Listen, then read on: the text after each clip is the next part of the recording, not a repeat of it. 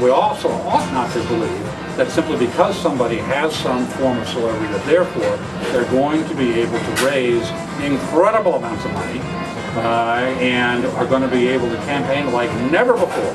That's not the case for most of these candidates, and it certainly wasn't the case for Mr. Buttrick. In fact, I would argue that his candidacy was particularly weak, and probably because of the fact that he was locked in to his supporter base and he wanted to please them. I don't know, I can't speak for him. I never met the man, I never talked to him face to face. But in any event, whatever his strategy was, it didn't work, and I don't think that we ought to be able to be duped into that again. And finally, we should proudly proclaim that we are libertarians because our ideas are morally correct and efficacious. They're right and they work. And we ought to stress both those ideas during our campaigns on the national level. We ought to be relentless in that regard, and that takes a new dedication, I think, both in 2010 and 2012, to figuring out new tactics, new strategies, and ways to present our ideas to the American public so that we can actually break out of the box that we're in at this point, that 0.3 to 0.5 box. We're just not going to do it. And to establish ourselves as a truly unique American party, not simply some weird offshoot of one of the old parties. That's the challenge, and if we don't take that challenge, my fear is that 2012 may be the last national campaign of any significance. 2012 is a rerun of 2008. I don't think there will be a candidacy in 2016. I think it will fold up. With that bit of optimism, I thank you for the opportunity to talk to you today, and look forward to talking to you and a lot of other people at the end of January.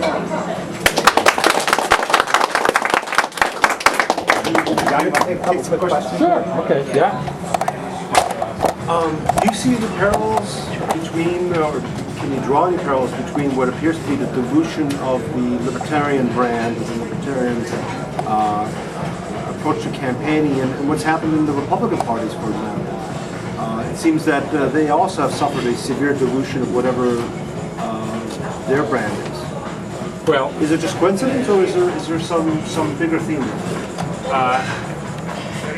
I think these are independent phenomena, and we've got to pull back a little bit when you talk about the Republican brand. Remember that there was a gigantic realignment ideologically between the Republican and Democratic parties over the course of the 1960s, 1970s, 80s, 90s, etc. It started in the 1960s. It actually started with Barry Goldwater, because when the Republican Party started to move in a more conservative direction, it slowly, by attrition, rid itself of an animal called liberal Republican. And so the Jacob Javitzes and Nelson Rockefellers and the various people of that ilk who existed and were powerful within the Republican Party all faded out, disappeared, and were not replaced. Same thing happened in the Democratic Party. Remember an endangered species called the conservative Democrats. The Dixiecrats. The Dixiecrats, whatever. Those people all, more slowly, but also faded out. There's still some around. And this electorally reflected itself in the end, essentially, of the Republican Party in the Northeast and in the rise of the Republican Party in the American South. This realignment took decades to happen. Barry Goldwater was speaking at the 1960s Republican convention and said, you know, wake up conservatives, we got to get behind the Republican Party and all of that. He had, in 4 years later, he had a nomination, but he was crushed in the election. But the significant thing of that election, looking back, was not the fact that he was crushed, because people then would talk about, it's the end of the Republican Party. Look at this electoral nightmare. Republicans will never rise again. That was dead wrong. As we know, 4 years later, Richard Nixon was elected. But what was really significant there was Goldwater taking 5 deep South states, South Carolina, Georgia, Alabama, Louisiana, Mississippi, is that 5? And took Arizona. because he was from here. That was the key electoral alignment. Republicans have never given up that foothold in the Senate. So there's been this electoral and ideological realignment in both the Republican and Democratic parties. Your question goes, what's happening in the Libertarian Party that mirrors this? Well, what's occurring is that there's a group of people who have, I guess they have momentum on their side at this point, at the national level, who have decided that the way to success is to mimic the conservative wing of the Republican Party because we are more consistent on economic issues. Just last week, the national chairman of the Libertarian Party, I don't know how many of you get these emails from them, said, happy birthday to the Libertarian Party from December 1971 to December of 2008. We're 37 years old. Happy birthday to us. And America, we're consistent because here's 15 or so points of which we have never changed. And he listed about 15 points. I would have phrased them very differently. I thought he phrased them in sort of a weak way, but they were legitimate points about taxation and economic issues, etc. They were only about economic issues.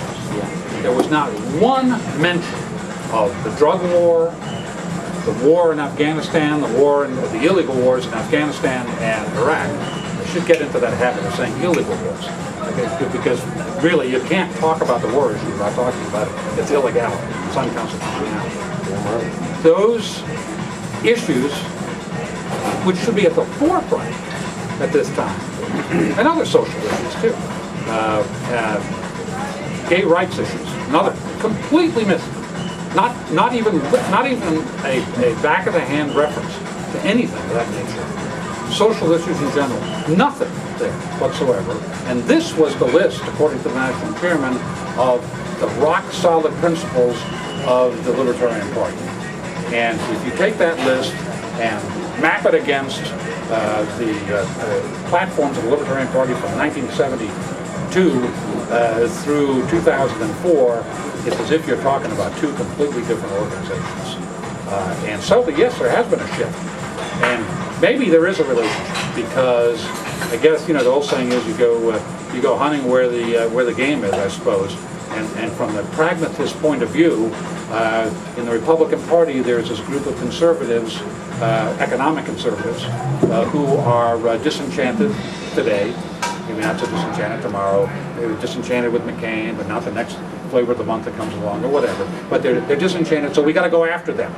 And so let's forget about everybody else and just aim at that subgroup.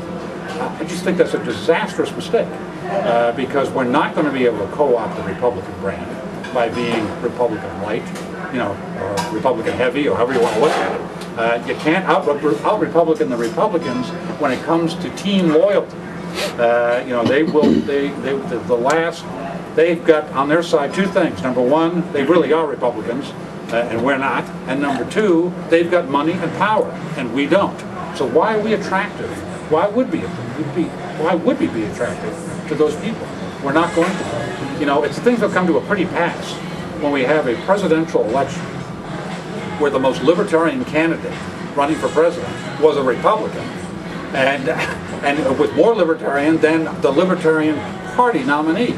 What's happened? We've got to ask ourselves, what happened to bring a bizarre thing like that to pass? What occurred?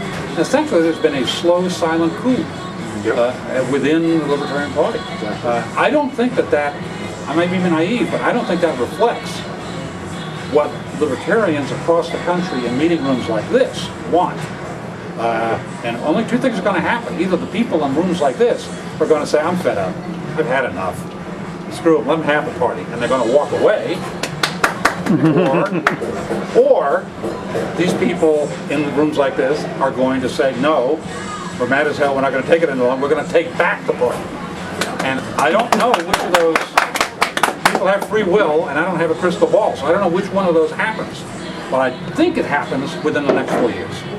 Because you can't hold these activists in this room forever with candidates like Bob Barr.